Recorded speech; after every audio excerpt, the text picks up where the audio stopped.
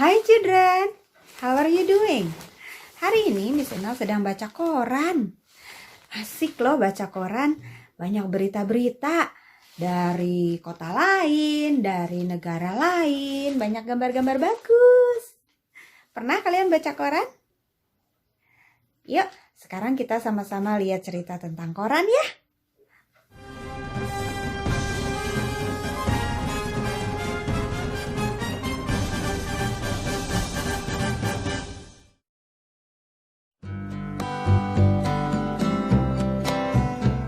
Surat kabar merupakan media massa yang paling tua dibandingkan dengan jenis media massa lainnya.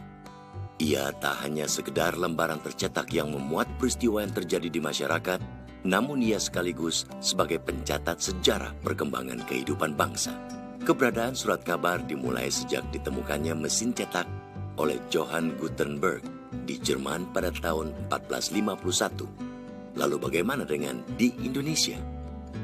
Di Indonesia, perjalanan surat kabar dilalui dengan proses yang panjang dan penuh perjuangan dari masa ke masa. Pada masa penjajahan Belanda, surat kabar pertama di Indonesia terbit. Namun surat kabar yang terbit pada masa itu tidak mempunyai arti secara politis, karena lebih merupakan surat kabar periklanan. Memasuki abad 18, terbitlah surat kabar resmi kedua era pemerintahan Hindia Belanda, Bataviasche Koloniale Koran.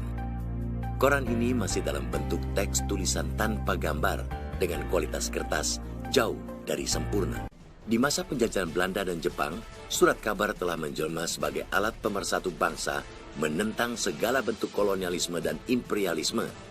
Ia kobarkan semangat melalui tulisan dan ia bangunkan kesadaran melalui pemahaman terhadap bacaan agar rakyat lebih tahu dan mampu mengambil langkah lebih bijak dalam situasi penjajahan kolonial.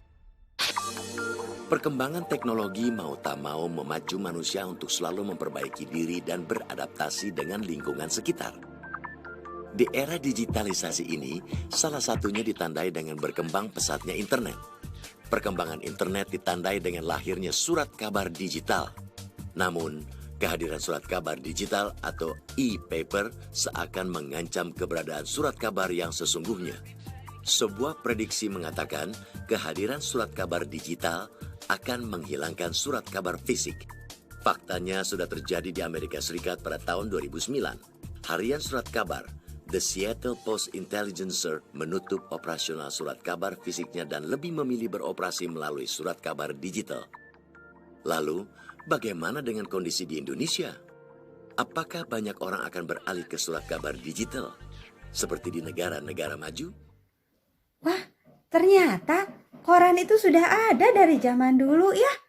Sampai sekarang masih ada loh korannya. Tapi kalau menurut cerita tadi, koran zaman sekarang sudah ada yang bentuknya digital. Dibaca dari HP, dari komputer. Nah, kalau menurut kalian, lebih enak baca koran beneran kayak gini atau membaca dari HP ya? Kasih tahu sama Miss ya. Nanti tolong direkam videonya. Bilang sama Miss, kalau kalian lebih suka membaca dari mana? Yuk kita belajar membaca supaya pengetahuan kita bertambah. Oke? See you next time.